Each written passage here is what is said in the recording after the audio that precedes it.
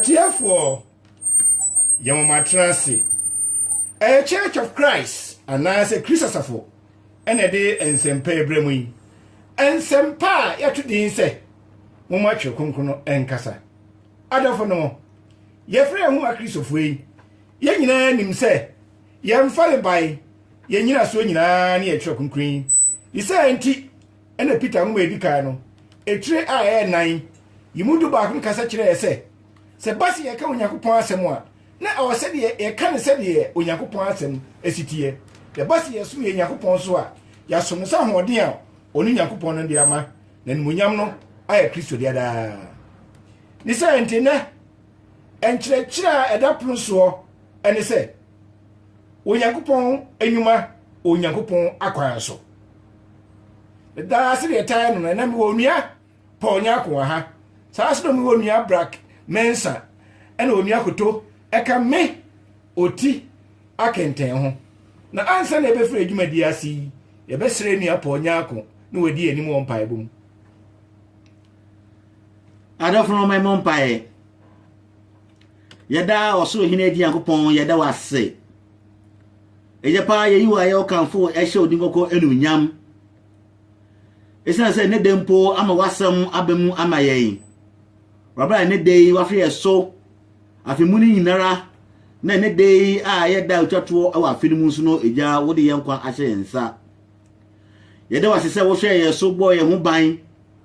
na wo kan ye ho ewo ye dwumedie ene ane mototo nyine afimuni nyinara eja so hawo ne amane mpo ba ye nso a eja wa amana ye de eburu ye so de biara da na mo ene mo adom nti ene de so wo sese ye fefefe ama wonsam de yes one say koswara fa yesinto ene emra tunya eche yen eje fa to ye hu se na be ya be yen betumi afata sa womba na be yen so wakoso ehira yen eyimre so eje pa obie kwan ato ho ama yen say ene adofo emeche wonsam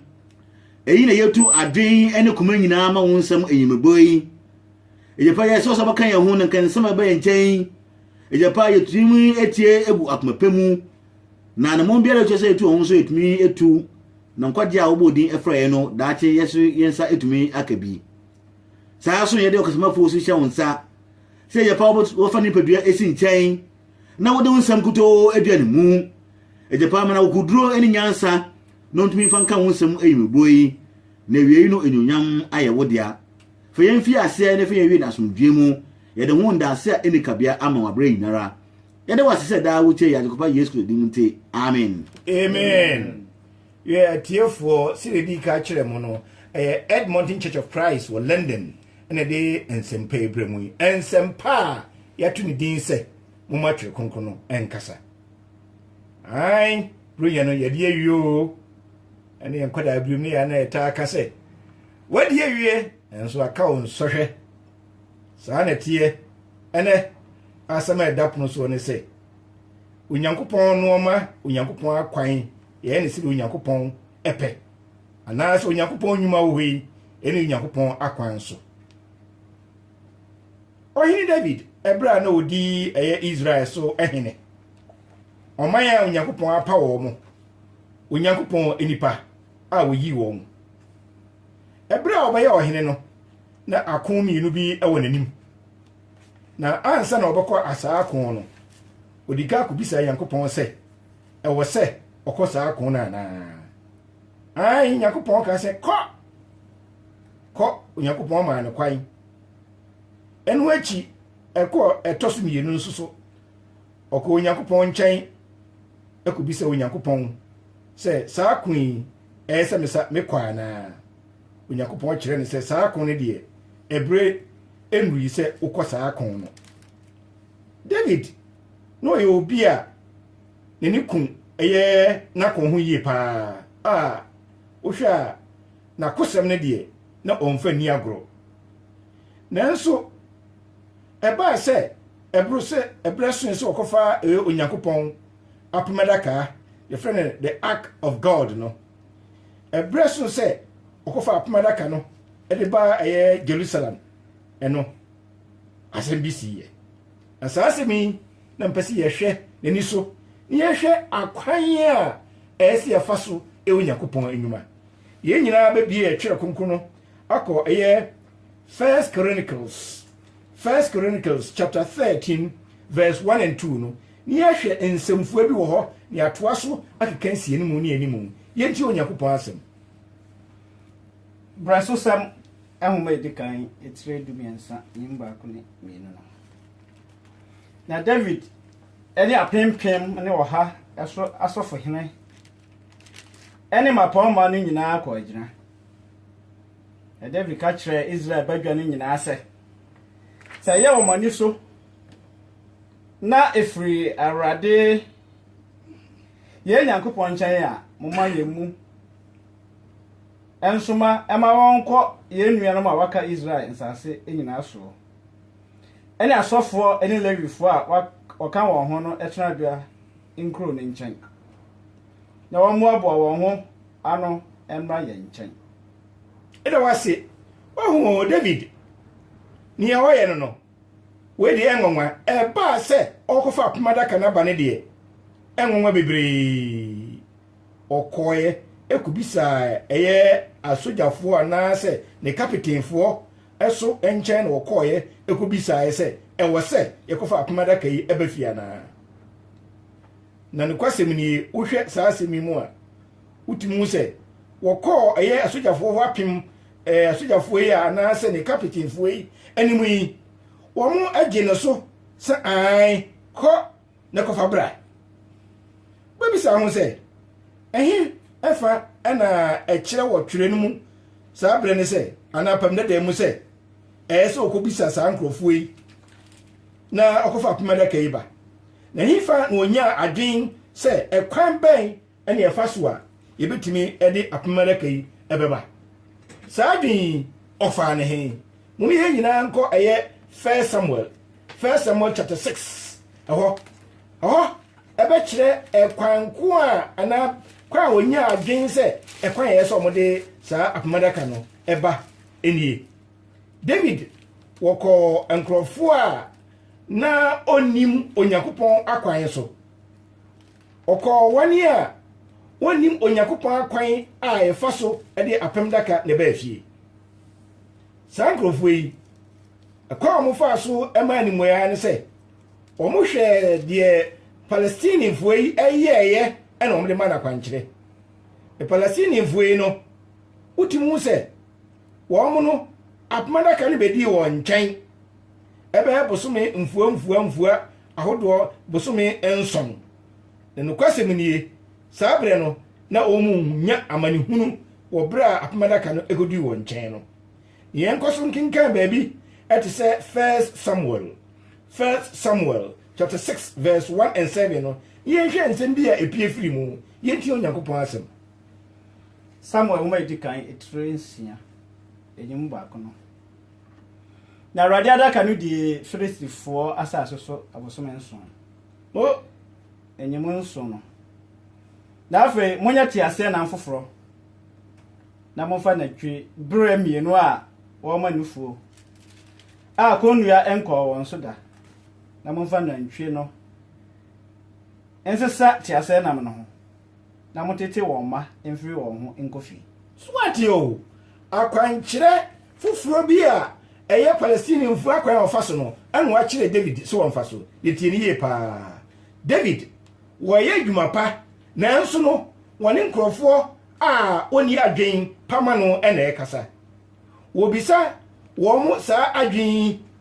na wodi onipa adwen so ena eye enye Onyankopɔn akwai saa nkrofo nyina no wo mu ni Onyankopɔn hu nimdie bia na enso wakɔ nkyɛn akɔfo wo makwan a wodi faso edi apemada kai abe eye Jerusalem wei eye Palestine foi akwankyere ena wodi faso na hwɛ ni yesa pa yi se David wo ye adwuma pa na enso wamfa Awurade akwan so no mo di ewiase akwan emon ena efa apemada kai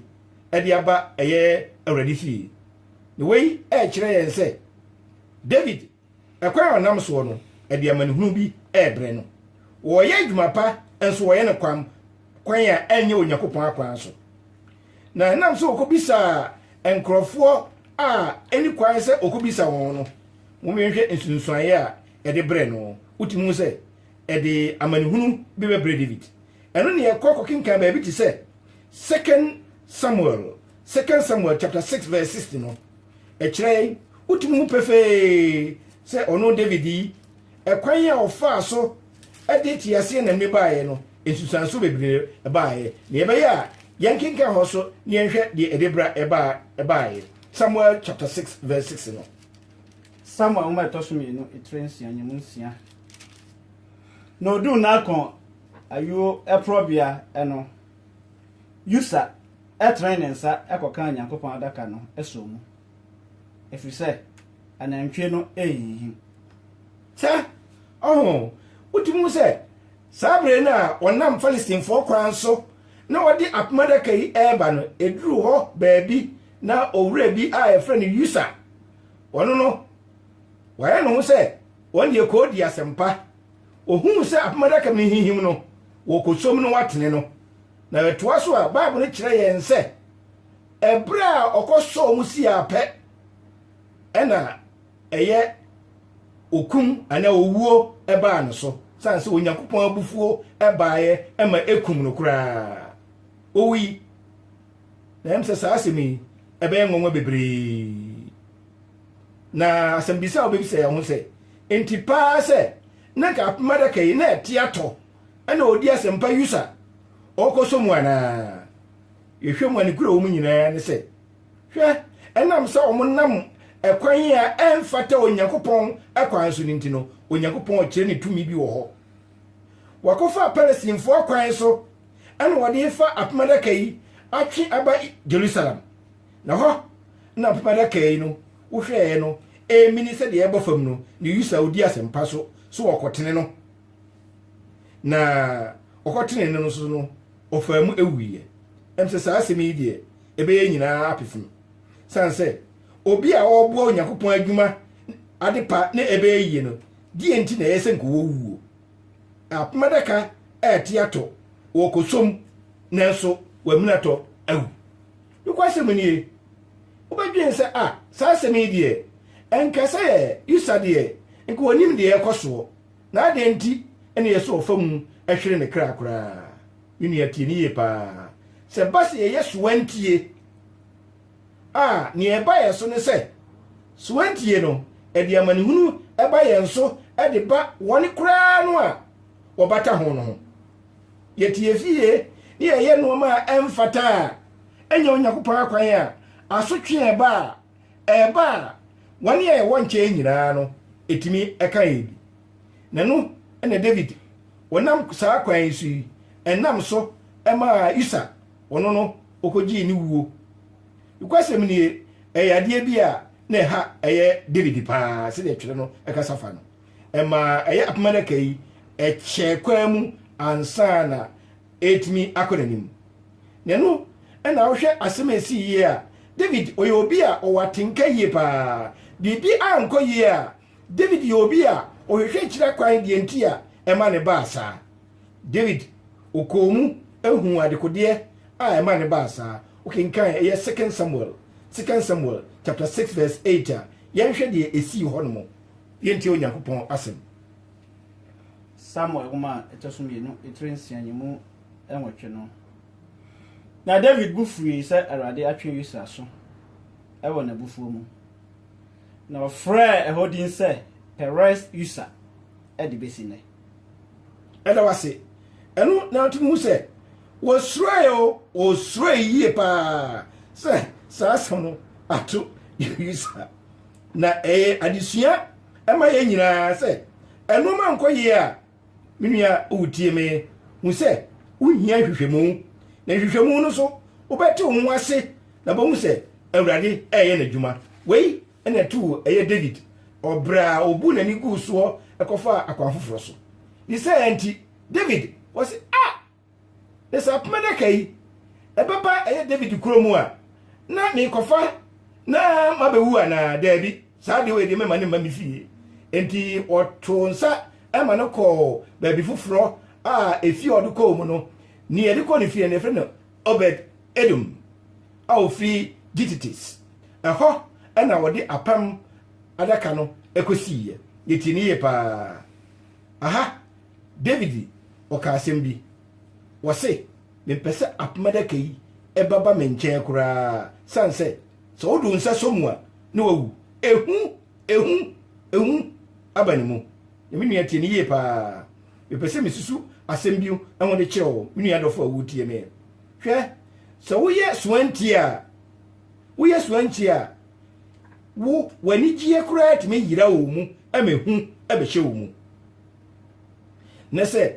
woyɛ onyankopɔn ade onyankopɔn akwan so a menua ni gie kɛseɛ ma wo kra bebree etimi ma wo asomdue yɛne yɛbu yɛni gu onyankopɔn asɛm so ne yɛyɛ no ma ɛmfata no menua wotie ma nwumre yi ɛyade bi a wonya somdue da biara da ba ɛba sɛ wantie onyankopɔn na ukoso yedi esa u pesa wo yedi a minua abufuo ene ehu ade a ebe oduane ene na tu David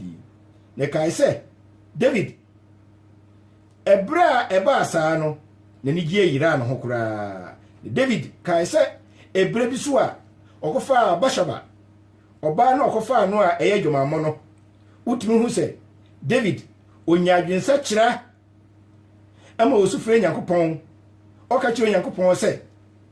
mami ahotɔ fa me bɔne kyeme mani gie efata no emehye me mu lokwasem niye wohwe wo nyinaa mu a ɔsoanti ohoi ema yɛn no yɛni gie nye na awurade mu no enwie pɛyɛ da ɔyɛ abrabɔ mu ade a ɛse ɛhye no so no yɛne ade asi yɛni so a yɛmpɛsɛ bɛfa Onyankopɔn akwan so no menua ya wo yɛni nyinaa no utim kura mpene ɛnte da wei eyade a ɛbɛyɛ dedi so ɛyɛ dadwen ne sɛ nti osurae na afei no ohwehwɛ kwan a ɔbɛfa so na apamada kai akɔnanim na bra edi ɛyɛ obedi nkyɛn bɛyɛ bosome miɛnsa no ansa na ɛbɛ Jerusalem no sabre no bosome miɛnsa yi mu no utimu sɛ ɔhene David afei ofa ekwan bi so esua nyansa ɛwɔ mu ɛno ne yɛkenkan baabi ti sɛ 2 Samuel chapter 6 verse 11 ibi si hɔ ama ohun sɛ yokwasem nie Onyankopɔn ɛnam so ahyira ɛyɛ Obed Edom ne fiefo nyinaa ne ohun sɛ Onyankopɔn ahyira ɛyɛ Obed ne fiefo nyinaa no afei ma David nya adwempa bi safe de wahu se ɛwɔ sɛ wɔde apamadaka no ɛbɛ awurade fie ɛwɔ ne gie mu ekwasem nie de na David yɛɛ sesei wasue nyansa ɛfa kwan a ɛso wɔfa soɔ Onyankopɔn akwan so na wɔde apamadaka no aba ɛyɛ Jerusalem yɛbɛkenkan baabi te sɛ Second Chronicle ɛyɛ chapter 15 verse 2 no yɛhwɛ asɛm bi wɔ hɔ 2 Chronicles chapter 15 verse 2 no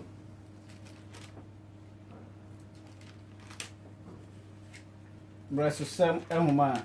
etoso mienu etre dunum eyimu a eye mienu no no fradi ekohia Asa na oka kire ne se Asa ne Yudafo ne Benjaminfo nyina muntie me Awurade ene mote se dia mo eno ne tie yi na se mo hwehwe no a mo behu no na se mo gya no a obegya mo saa semi David oka akire won se Awurade na mo ne tie o mo hwehwe na kira kwan a eno ma bebrebe mu yie na ema wokomu a ade a osua firi ho potwe ne se ohun se ɛwɔ se Levifo ene timi fa apamadaka yi ɛsoa na otimi de aba ɛyɛ Jerusalem anaasa ɔde aba David krom wei ɛyade a osua hu se Levifo yi a Onyankopɔn ayi wɔn se wɔnyɛ asɔfo ho ɛyɛ asɔre fie ho adwuma yi wɔn kuto ɛna ɛyɛ se odi Onyankopɔn asɛm ɛsoɔ na wɔfa saa apamadaka yi ɛde ba ɛyɛ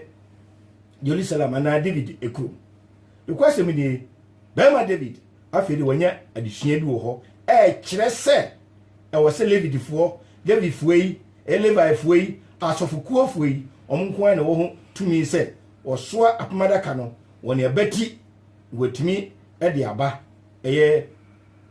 Jerusalem ho ebio ekinkai 1 Chronicles chapter 15 verse 14 and 15 so a ensunsuaho bi wo ho nyina de sua bi a mepese nyina de adwen koso ne ehu onyankopon akwan ene onyankopon adwuma se de ekasi enimu ema ne ye yenti onyankopon asem Braso sama ho edikan tire dunum enyemu dunan ene edunum no ena asofo ne lewifo no dwira wo ho ese wokofa Awurade Israel nyankopon adaka no ba na lewifo ema no soa nyankopon adaka no se de Mose ehye se de Awurade asem no etie na ode eho mfoma no efeto won kon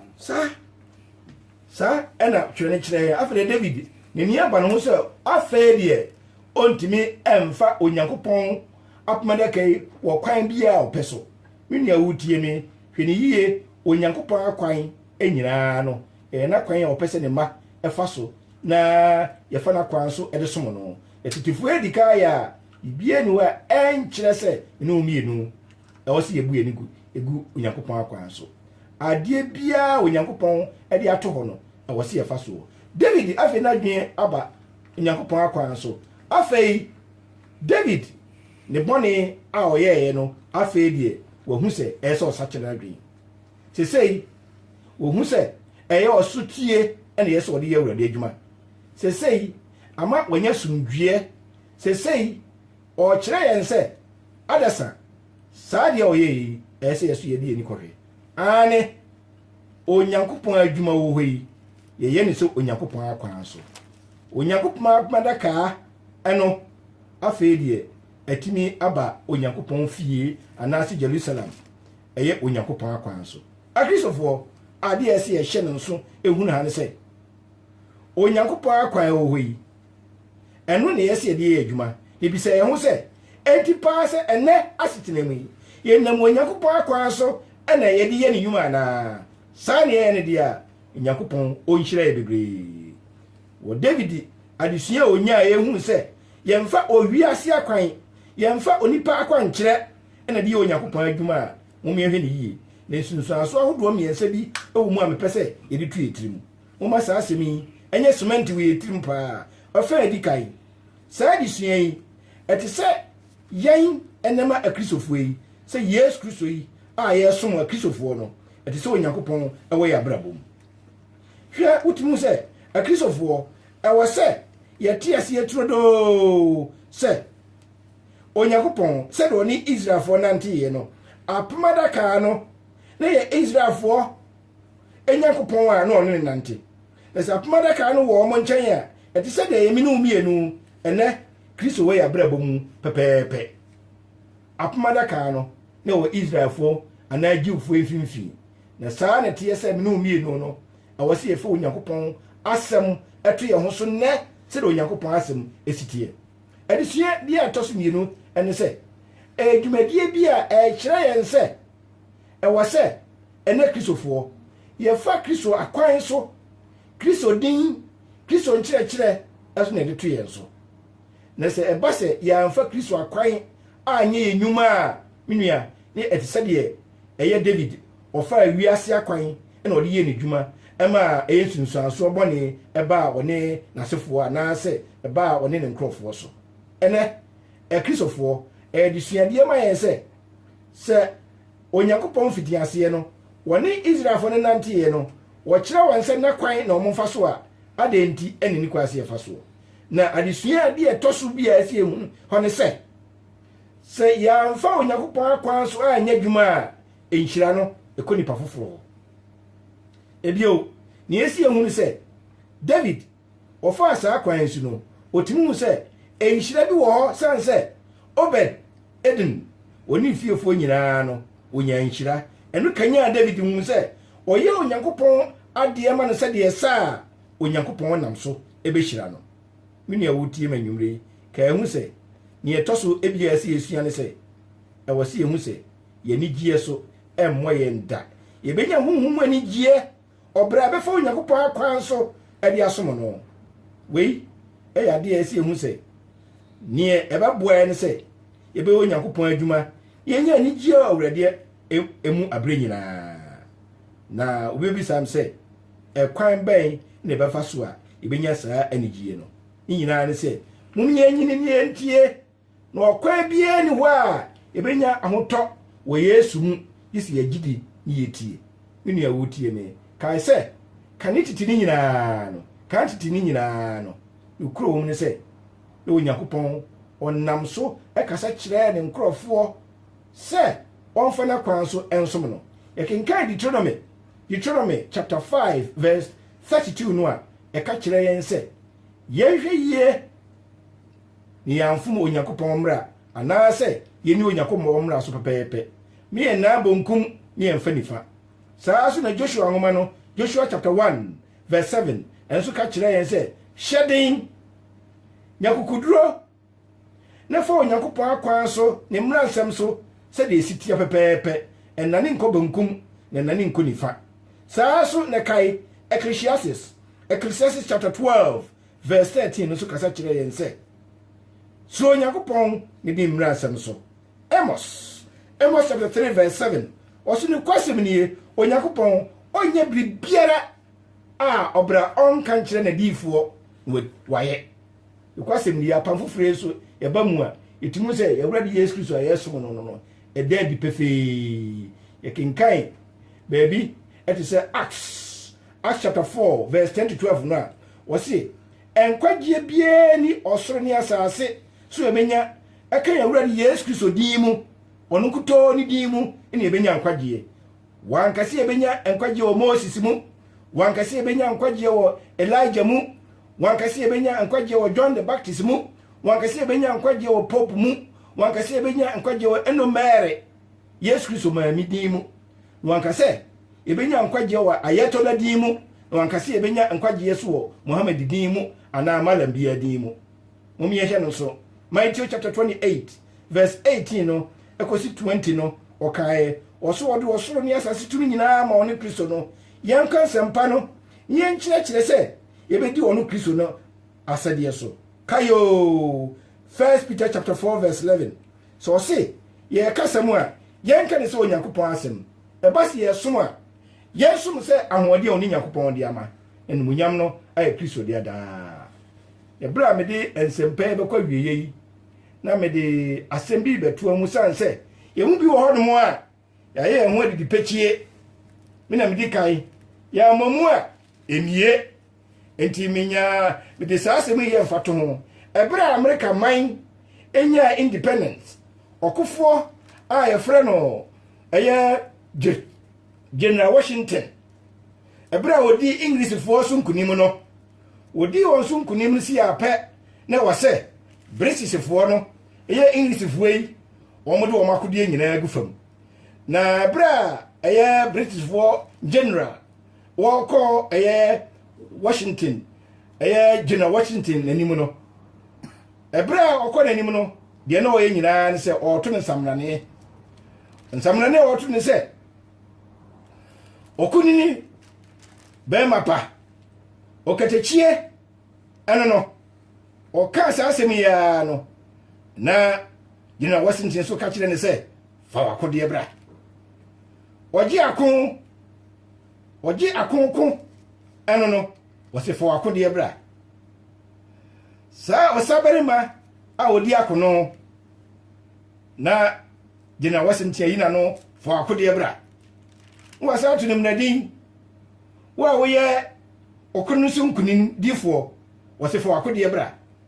ɛnte saa asɛm yi ɛyɛ ma Kristofoɔ nyinaa Yesu Kristo wɔka kyerɛ sɛ fa wakodeɛ a ɛwɔ wo nyinaa no ɛfato hɔ wadwen a wode yɛ noma ni nyinaa no fato hɔ ɛkwan a foforo afa so ɛyɛ wadeɛ nyinaa fato hɔ nanu na wo babisa ho sɛ na me koraa no me de akodeɛ bɛ na wɔ me nua wo tie me fa wo Christmas present ni nyinaa no amanneɛ ne adwenkyerɛ ahodoɔ nyinaa no saa noma ni yakodeɛ a ɛkutia wɔ fato hɔ ka hu sɛ anadwo yi akwankyerɛ ahodoɔ a wokɔyɛ na wode onipa akwan so yɛ ni nyinaa no akode a onyankopɔn nhyɛ wo wodi nipa kwan a akode a ɛsɛ wo de to hwɛ ayɛyie ɛne nsamnane a woyɛ wodi abosom din yɛ ni nyinaa no ka ehu sɛ akode a ɛmfata fo akode no egu hɔ abosomsom akode no gyae fato hɔ ɛyɛ ɛnoma hodoɔ sɛ ɔtan a ɛhyɛ mu akode gyae fato hɔ ka ehu sɛ ahoɔyɛ akode no atu mu no gyae fato hɔ abufubɔne akode no ɛwɔ mu no gyae fato hɔ pɛsɛminkumnya akode no ɛhyɛ mu no gyae fato hɔ awaresɛyɛ akode no gyae fato hɔ adwamayɛmɔ akode no gyae fato hɔ menua wotie me mo a mohyɛ nkɔmtorofoɔ no onyankopɔn nam so ɛkasa kyerɛ mo sɛ momfa saa akode bɔne no nyinaa no ɛmfa nto nkyɛn yɛhia bibiaa yɛhia ne sɛ yɛyɛ onyankopɔn adwuma onyankopɔn akwan so kae David o ɔyɛ onyankopɔn akwan so no ɛyɛ anwummerɛ yi adetia bi ɛbaa so deɛ ɔhia ne sɛ gyidi na tie ɔkwa bia ne hɔ a wobɛnya Yesu mu a wogyidi na wotie 070 mesisu deɛ bio 07956960070 ɛne 07869 407015 07869 407015. That's it. Mo am Ghana so mutumi frɛ 0248636702 misisu dia bio. Ghana mutumi frɛ 0248636702 anasa mutumi afrɛ 0208 208280 0208 208280 mo am Ghana no mutumi frɛ your Church of Christ bebre o let them first way mu ebi wo eye Mitchem asafu bi wo Croydon ebi wo Tooting asafu bi so wo Lewisham yo asafu bi so wo Thamesmead saasi na obi wo West Ham yo asafu ebi so ewo eye Tottenham Church of Christ for as wo ho saasi na obi Wembley ebi wo Camden ebi so Milton Keynes mufre ahoma trofi a ebe kire won akira kwan saasi na asafu bi so atu atise wo UK ha ma nyina anwumre yi Nottingham fo tie yen Manchester fo so tie yen Leicester fo so tie yen Telford fo so tie Birmingham Coventry nyina asafu bi wo ho mo frɛ yen a Sheffield fo so aya aso e be chi wo nyina kira kwan saso na safi atu atese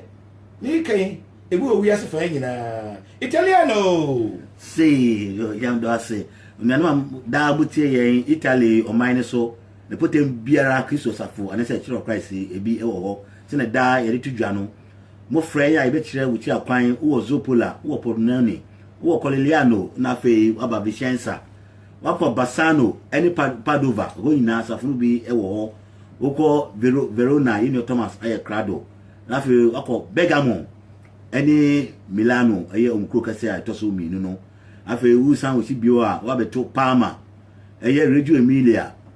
Modena eni Bologna afe no ko Florence and say Florence also ebi ewo ho afe ko Rome aye on capital no usan so ho sunti no botem bebre ho asafo no bi ewo ho saa so na usane ko ase obi mu a wakoto Napoli eye Napolitan ye ni adwo aye Crado say na the same crowd friend obeje so afe no usan akọ ase ho eye asasina nsu etwo ho ehia no Sicily Island